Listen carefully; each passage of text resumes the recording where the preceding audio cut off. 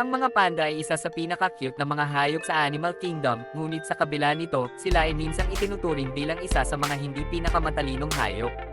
Dahil wala silang alam na gawin kundi maglaro at magpakasaya. Hindi sila nag-aalala kahit mahulog sila. At madalas nahihirapan ang mga panda sa pag-mate, kaya naman sa ilang zoo pinapapanood sila ng mga video ng ibang pandas na nag-mate para matuto sila. Ang mga panda ay may gestation period na umaabot ng 75 hanggang 160 araw. At kapag nanganak ang panda, madalas ay dalawa ang anak nito. At pipili siya sa pagitan ng dalawa kung alin ang mas malakas at ito lamang ang kanyang bubuhayin, samantala ang isa ay papabayaan niya na.